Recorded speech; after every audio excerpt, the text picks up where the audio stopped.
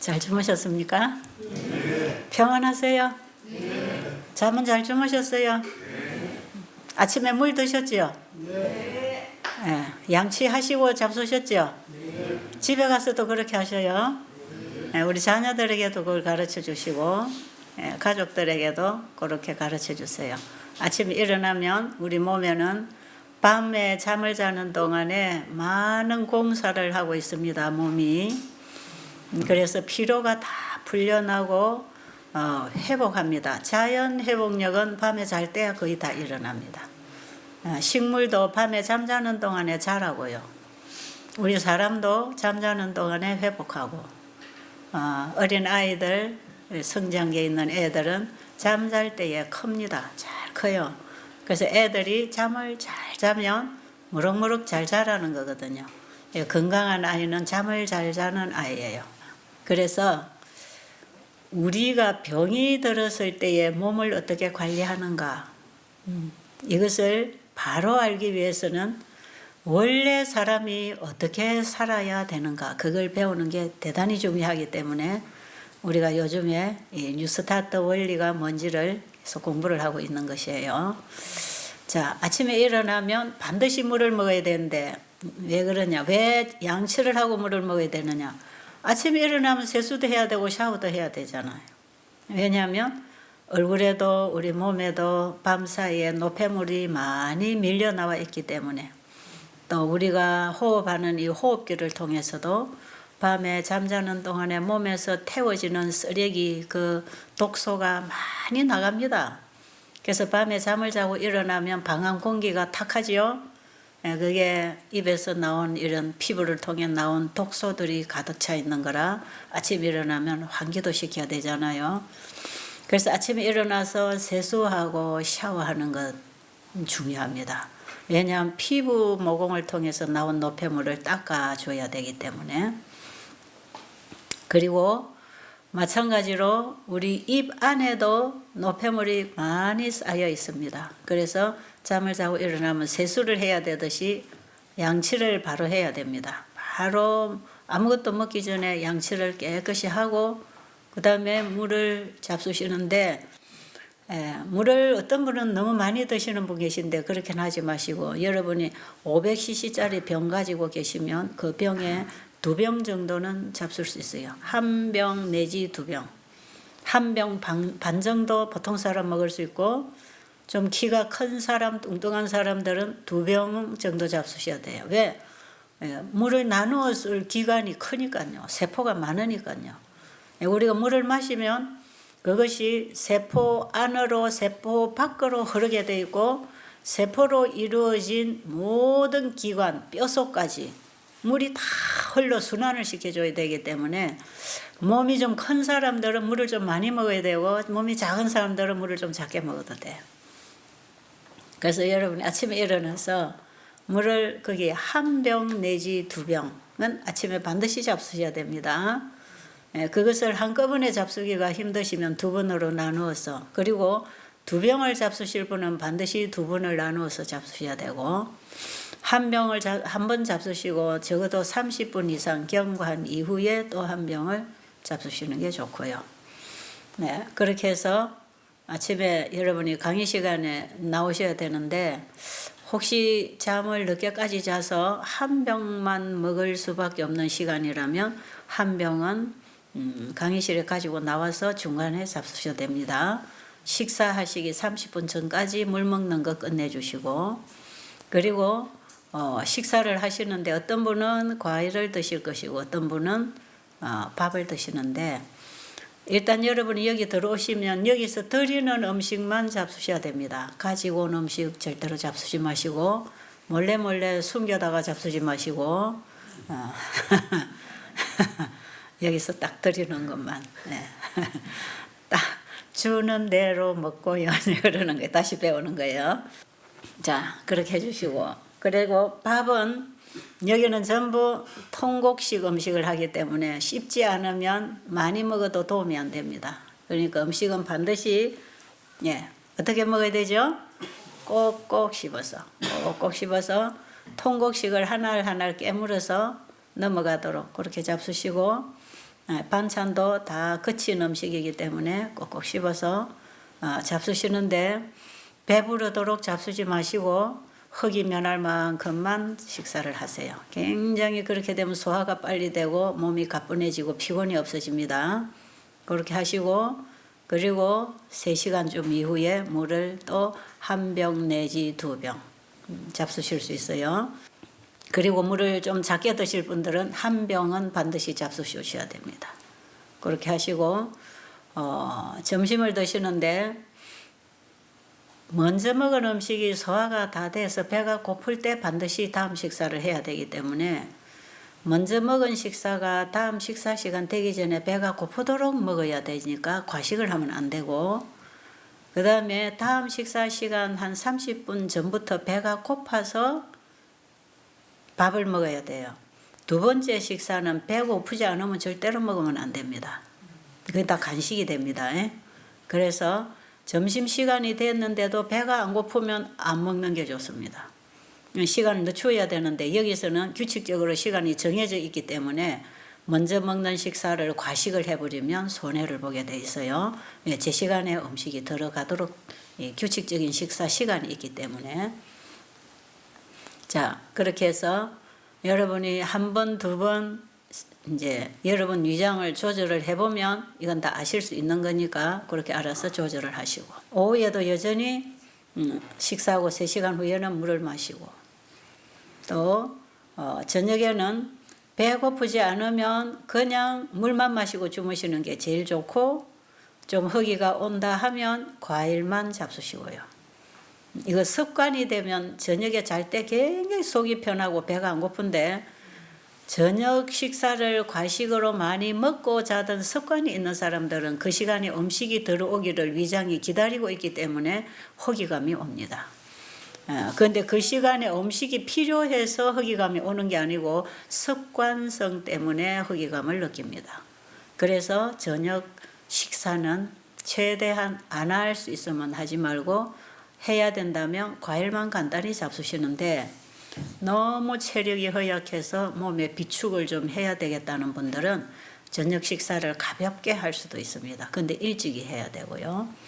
그래서 여기서 아주 허약한 분들은 뭐 죽이나 볶음국식을 드릴 수 있는데 그걸 받아서 잡수시면 되겠고, 그리고 늦어도 9시까지는 잠자리에 들어야 되는데 6시에 저녁을 먹으니까 과일이나 가벼운 걸 먹기 때문에 아마 8시나 되면 소화가 끝납니다. 그때에 물을 한 잔 잡수시고 이제 주무실 생각을 하면 되겠습니다. 자, 그런데 집에서 여러분이 주무실 때보다 밤에 화장실을 1-2번 더 갈 수 있습니다. 왜냐하면 물을 많이 먹기 때문에. 낮에도 물을 많이 먹어주고 저녁에도 물을 먹어주고 또 저녁 식사에 과일을 먹어주기 때문에 이 과일은 이뇨 작용을 가장 많이 합니다. 과일식하고 물 마시면 소변이 굉장히 시원하게 잘 나와요. 그래서 방광이 약한 분들, 전립선이 약한 분들은 물을 많이 마셔주고 과일식을 해줄 때 굉장히 편안하게 소변을 볼 수 있습니다. 자, 이렇게 해서 하루에 여러분들이 하루에 잡수시는 게 그게 전부입니다. 그 외에는 이제 아무것도 안 먹는 거예요.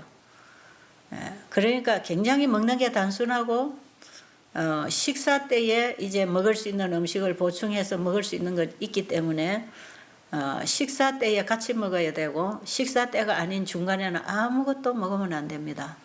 주스 한 잔도 마시면 그거 다 간식이고요. 간식을 하게 되면 먼저 먹은 음식과 뒤에 들어온 음식을 만나면서 이게 음식이 부패하기 시작합니다. 지금 우리에게 중요한 것은 피를 깨끗하게, 그리고 순환을 원활하게, 이 2가지를 해줘야 자연 치유력을 일으킬 수 있기 때문에 일단은 피를 맑고 깨끗하게 균형지게 만들어줘야 되기 때문에 이게 자연 음식을 먹어야 되고, 그 다음에 피를 깨끗하게 해야 되기 때문에 음식을 절대로 과식을 해서 위장 안에서 음식이 부패하면 술 먹은 피가 만들어지기 때문에 절대로 과식을 하면 치료가 안 됩니다. 요즘에 우리 오신 환자분들이 식사를 너무 과식을 하고 있다고 계속 부엌에서 걱정을 하고 계셔요. 아휴 저래 잡수면 안 될 텐데 잘 안 듣는다고. 그냥 아무리 작게 드시라도 너무 많이 드신다고. 우리 선교사가 한 번은 제 밥을 가지고 와서 어떤 분은요, 이분은요 음식을 너무 많이 드시는데요. 그래서 어느 정도로 잡수시는데 그랬더니 원장님 가져온 밥 3배는 가지고 갑니다 그래요. 그건 너무 많다. 나보다 조금 많이 먹을 수 있는 사람이 있겠지만 3배를 가지고 가면 그건 너무 많다. 누구든지 그거는 과식이다.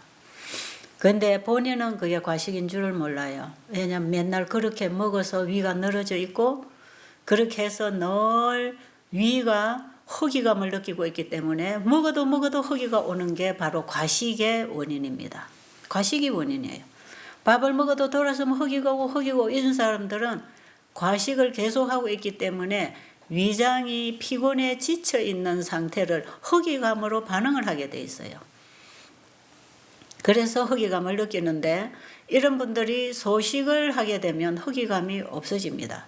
그래서 적어도 일주일 내지 열흘이라는 시간이 지나가야 조절이 되는 거기 때문에 여러분이 당분간 여기 와서 음식 조절을 좀 하셔야 되고, 그리고 저녁 식사를 안 하면 저녁 식사를 하는 그 시간에 허기감이 옵니다. 이것도 습관이에요. 여기서 허기감이 오면 사람들은 배가 고파서 잠을 못 잔다 그러고 먹고 잔다 그러죠. 근데 실컷 먹고 자면 우리 위장이 밤새도록 부딪히면서 일을 해야 되기 때문에 숙면을 할 수가 없어요. 그리고 잠을 자고 일어나 몸이 굉장히 무겁고 위가 아주 뿌듯하고 편하지 않습니다. 그리고 잠을 자고 일어나도 피곤이 풀리지 않아요.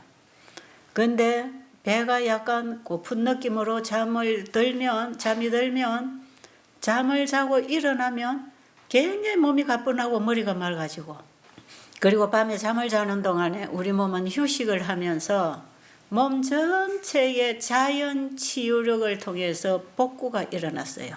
구석구석 청소해서 쓰레기를 태워내고 그 자리를 새살로 채우고, 이런 생체 작용이 이제 정상세포와 불결한 세포가 교차하는 이런 자연 치유력이 몸에서 일어나고 있기 때문에 밤에 잠을 자고 나면 치료가 굉장히 많이 되고 있습니다.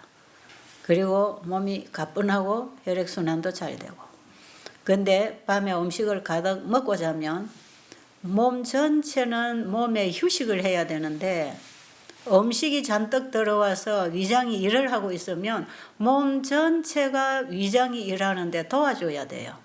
왜냐하면 우리 몸은 서로 돕는 법칙이 흐르고 있습니다. 그래서 한쪽이 문제가 생기면 몸 전체가 그쪽을 가서 돕는 것이에요. 모든 게 다 그렇습니다. 현대의학은 부분 전문이라는 자격증을 가지고 부분만 다루고 있잖아요. 한 부분. 신경외과, 내과, 위장, 간장, 콩팥, 췌장, 피부과, 전부 과별로 나눠가지고 몸을 다 찢어가지고 전부 분리해가지고 다스리고 있으니까 이 의사는 간을 치료하기 위해서 이렇게 하라 그러면 저 의사는 신장을 치료하기 위해서 그거 하면 안 된다 이렇게 되죠. 이렇게 돼 있습니다. 현대의학은. 자, 그래서 염증이 생겼다. 항생제를 먹었다. 그럼 또 어떻게 되는지 아세요? 위장이 또 망가집니다. 여러분 관절염약 자꾸 먹어보세요. 나중에 이제 음식 소화 못합니다. 위장 다 망가지죠. 그리고 몸의 자가 면역성으로 몸을 공격해서 문제가 생기면 면역력을 죽이는, 억제시키는 약을 먹이죠. 그러면 어떻게 되죠? 몸의 면역력이 떨어지겠죠. 그러면 몸에 암이 발생할 수도 있고 다른 병이 발생할 수도 있죠. 왜? 면역력은 외부로부터 오는 적을 막아주는 역할을 하는 군대인데 이게 자꾸 자기 몸을 공격하는 거는 변질이 일어난 거거든요. 면역력이. 변질이 일어난 면역세포를 자꾸 약을 넣어서 죽여버리는 게 자가 면역 환자에게 주는 처방입니다. 의사들이. 다 아시죠? 이런 거 알아요? 몰라요? 다 아십니까? 모르십니까? 아십니까? 그러잖아요. 여기 요즘에 대부분 보면 자가 면역성 질환 가지고 오잖아요. 그래서 하나를 돕기 위해서 하나는 망가뜨리죠. 예. 그래서 이 현대의학의 한계점이 바로 그겁니다. 자, 보세요. 암 환자들 수술합니다. 그리고 항암제 줍니다. 자, 수술을 하면 장기 하나가 손상을 입었습니다. 나중에 얼마 안 가면 뭐 간이나 위장이나 이런 것들이 다 좀 재생을 하는 기간이 있기는 하지만요. 일단 한 장기를 어느 부분이든지 잘라냈을 때는 몸 전체의 리듬이 깨집니다. 문제가 와요. 합병이라는 게 다 영향을 받습니다. 표가 나든 안 나든. 그리고 거기에다가 독한 항암제나 방사선을 주잖아요. 항암제는 암세포를 죽이는 건데 암세포를 죽이는 약은 정상세포도 죽입니다. 똑같이 해를 입습니다.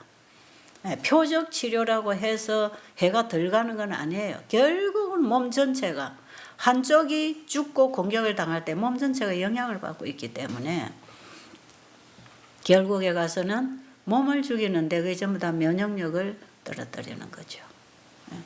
그렇기 때문에 암세포 하나를 죽이기 위해서는 몸 전체를 죽여야 되는 거죠.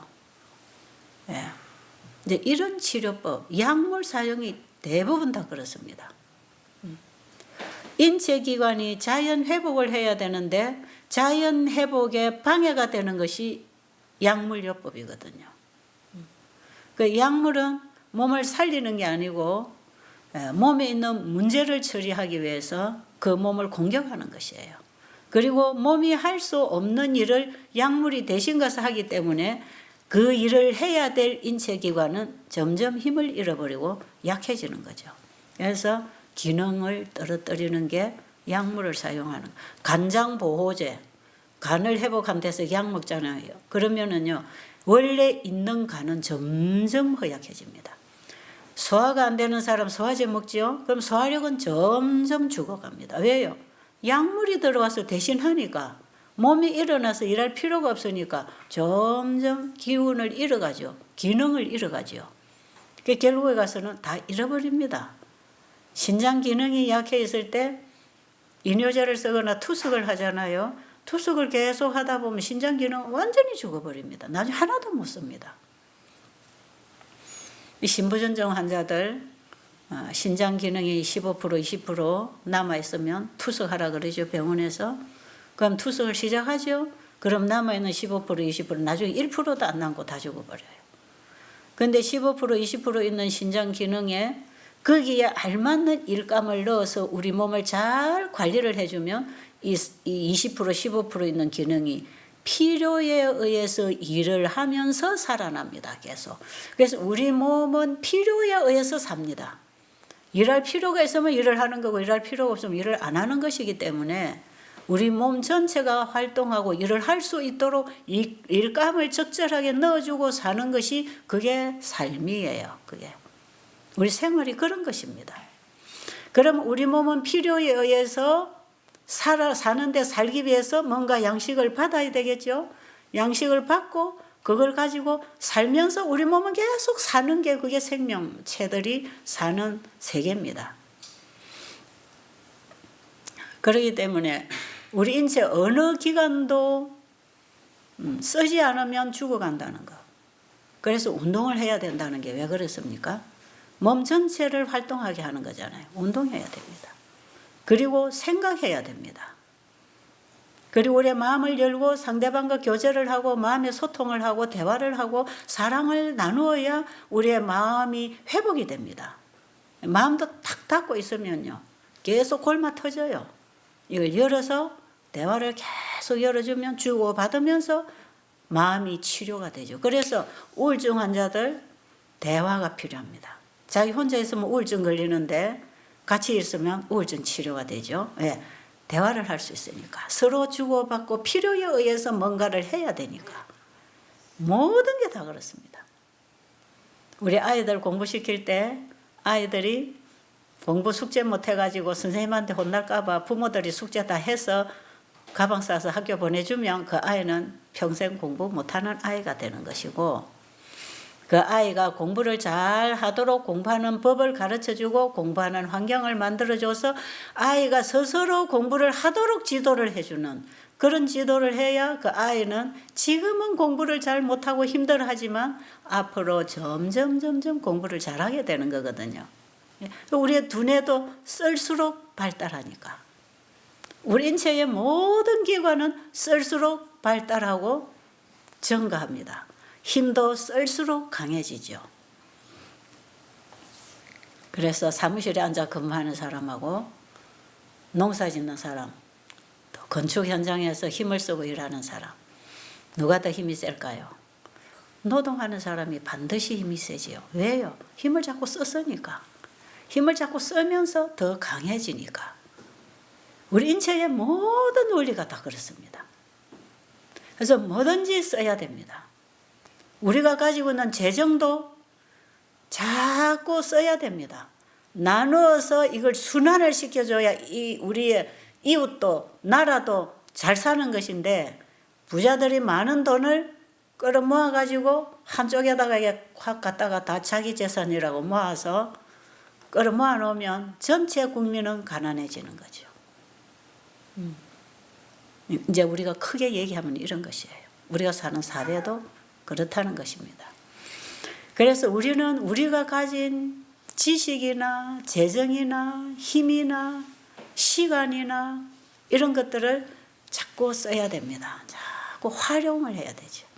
그래서 재물도 내 손에 들어온 것을 내가 사용할 때 내 것이지, 내가 사용 안 하고 가만히 은행에나 땅에나 갖다 재놨잖아요. 이건 내 거 아니에요. 내가 죽으면 이거 다 누가 가져갈지 모르는 거라. 죽을 때 뭐 가져가나요? 땅 한 평에 들어가면 끝인데. 근데 사람들은 굉장히 어리석하게 살고 있죠. 여러분, 절대로 땅에다가 묻어놓든지 은행 창고에다 묻어놓은 거는 내 거 아니라고 생각해야 돼요. 내가 오늘 죽을지 내일 죽을지 어떻게 압니까? 그것도 자꾸 활용할 때 돈의 가치는 가장 잘 쓸 때 가치. 잘못 쓰면 그것도 낭비를 하면 저주가 되는 것이에요.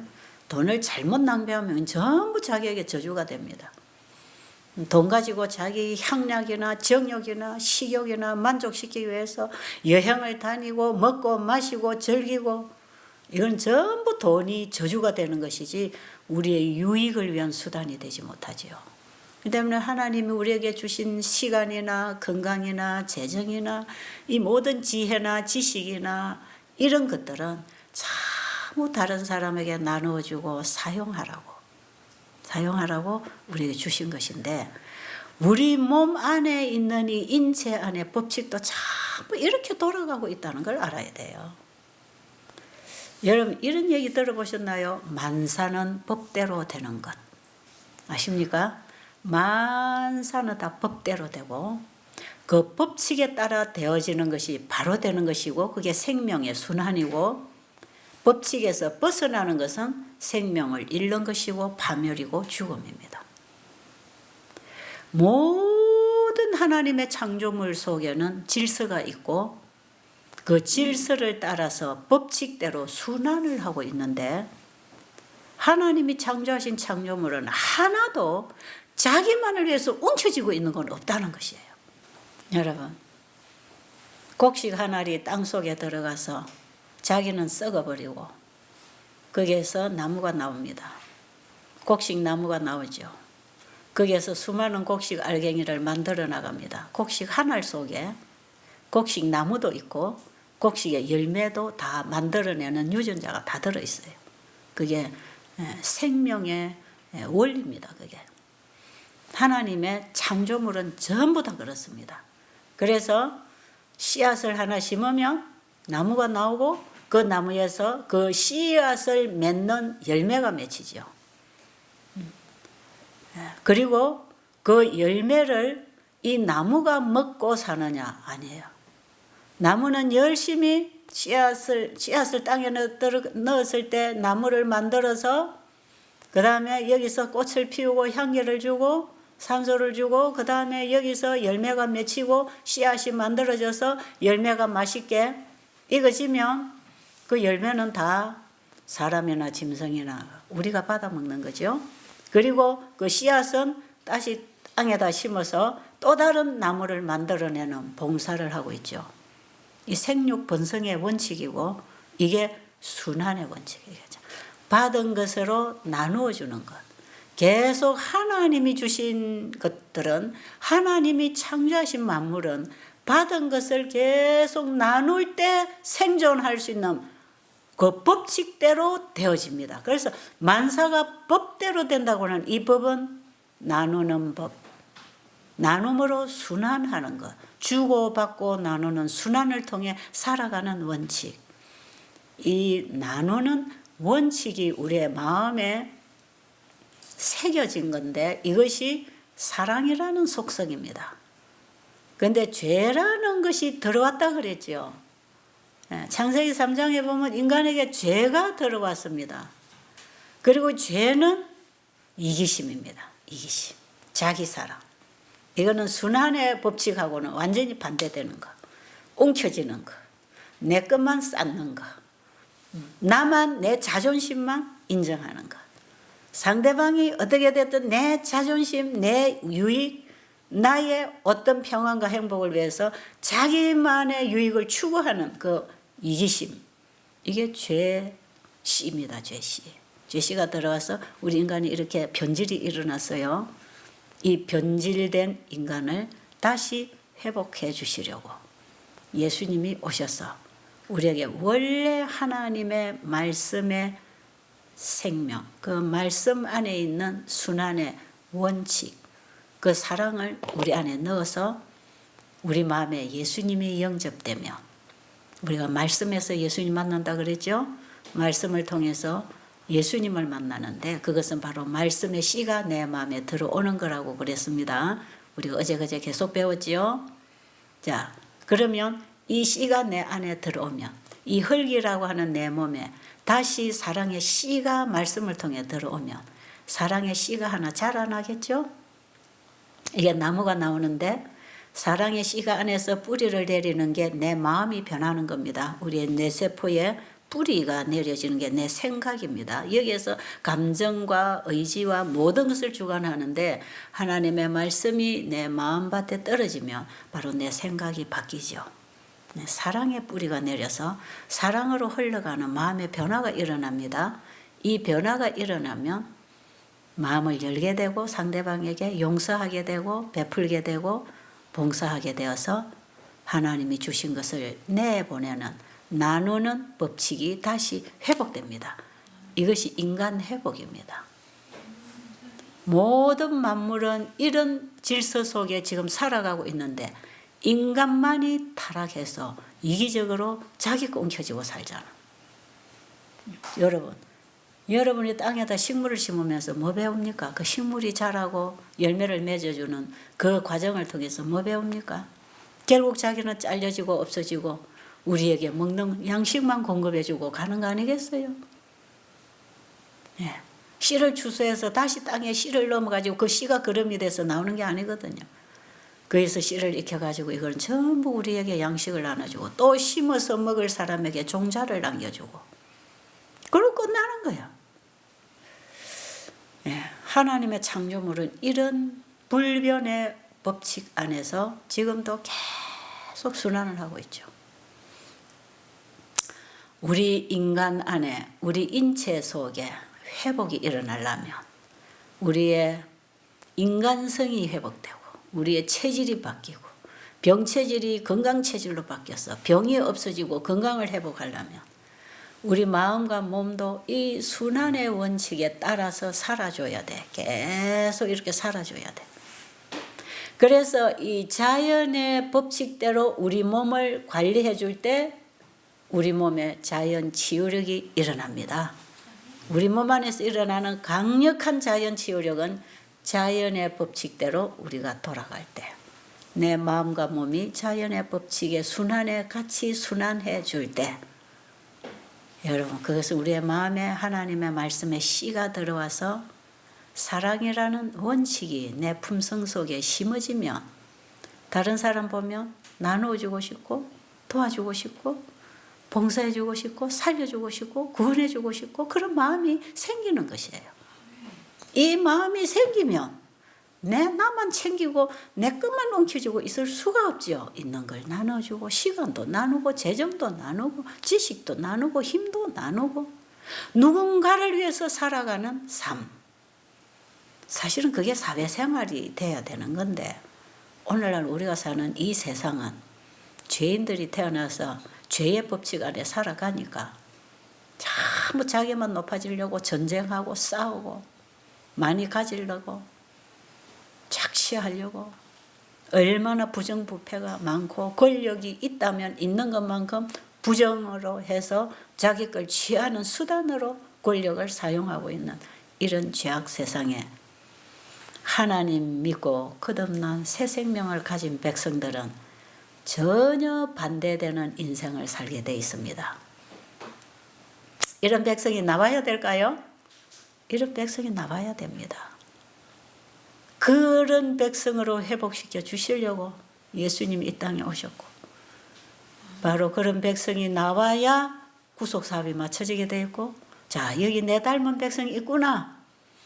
그들을 내가 데리러 간다. 그게 예수님 재림입니다.